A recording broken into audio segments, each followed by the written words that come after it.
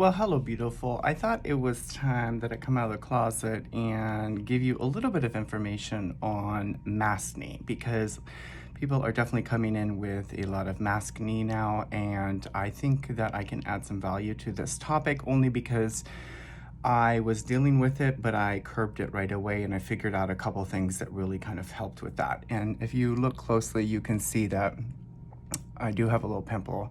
People always say that I don't have any breakouts ever, and for the most part I got them under control, but sometimes I still will get a little breakout. It depends on what I'm kind of doing. So the first and most important thing to know about a breakout that's occurring from a mask is usually that it has to do with the friction of the mask and the pressure or any type of rubbing. So a lot of athletes will get breakout in the outer perimeter or wherever they kind of have their helmet from like rubbing and friction or by the ears.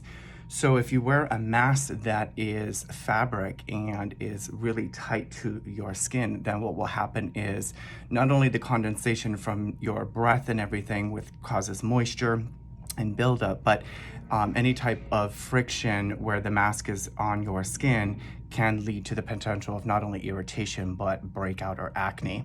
The thing you need to just remember is that because you're putting a covering around your mouth, that you want to be mindful of what else you're putting in this area in your normal routine.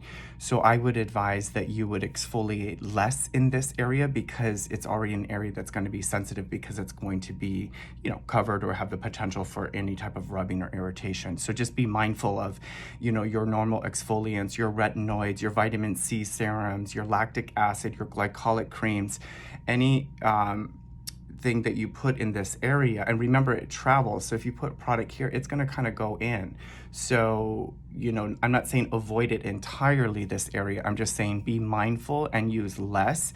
And maybe in this area, maybe during the weekend when you're home, when you know you're not going to be wearing a mask, is when you would kind of treat that area. Another thing to know is that you don't need to use all the skincare that you're normally using on a regular routine when you're wearing a mask. One, because it is covering your skin, and two, it could just be too much moisture buildup and condensation that's occurring with the mask. So maybe also avoid putting too much creams and your whole routine in this area and see if that helps. And then I would say that at night when you're going to bed is when you want to try to soothe the skin and calm the skin down using like some oatmeal, some Aveeno products, doing moisture masks, hydration masks, and then again, just keeping your routine minimal and simple and not very aggressive in this kind of area. I prefer these masks, and I have some really nice ones that people have made for me and that I have purchased.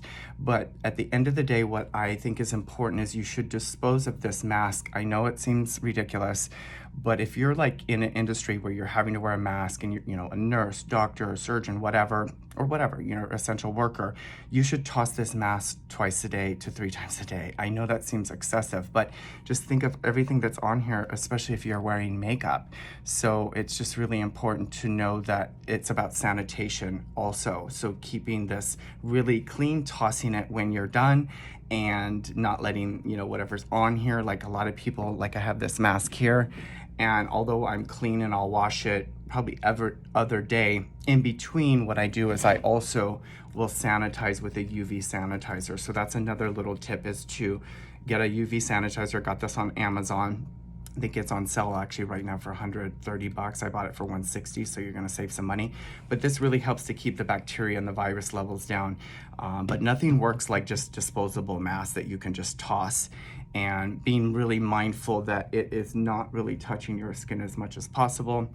And then also, so this is also something I'm noticing, is people are being a little bit more aggressive because they're breaking out. So they're using a lot of salicylic glycolic, trying to kill, or benzoyl or retin-A to kill that breakout. But now you're going to be even more sensitive because you're wearing something around your face.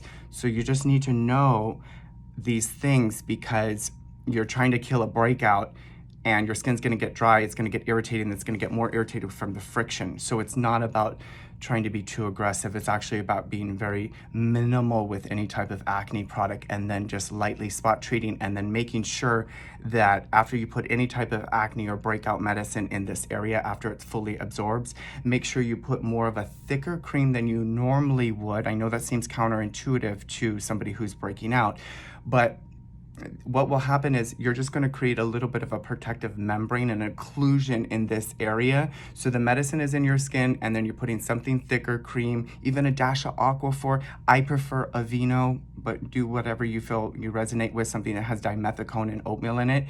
But then I will put that over there just to kind of soothe this area, lock in whatever acne treatment I put down, but also to create a barrier so that through the rubbing and through the day of taking off the mask, taking it off, breathing, all of these things, the friction, the rubbing, I'm having a protective layer of a thick emollient on the surface of my skin that creates just a little barrier between all of the friction and the below layer of the product. I don't know if I'm making any sense, but these are the things I do. I think they're extremely helpful. It's what I've been helping my clients with.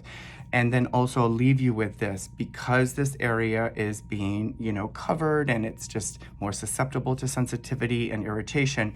Just know that when you use your normal routine, you're going to cause a lot more irritation because the area is already sensitive or lightly even exfoliated depending on the mask that you're wearing. So you're probably going to need a lot less of your normal routine, especially if it's an acne agent or an exfoliant or something like that. If you have any questions, feel free to ask them below, or if you have any tips and tricks that could help. But the biggest thing is sanitation, making sure the mask is not tight on your face, disposing of the mask a couple times a day, being mindful of your routine, using less of your normal active agents, and then trying to create an occlusive barrier on your skin during the day a little bit before you put on that mask. And then also at night before bed is when you would soothe your skin, hydrate your skin, and just love on it, including putting a little bit more of whatever you need to be more soothing and healing and hydrating in this area at nighttime to kind of get your skin ready for the next day when you put on your mask again. I hope this helps. If you have any questions, feel free to ask them below. And again, if you have any tips or tricks, feel free to share them with here as well. I always love hearing those ideas as well as my audience. I hope that you are staying sane and safe, and I just know that all is working out in your favor and going to be better than expected regardless of circumstances. So I love you, and I'll see you soon in a new video. Bye.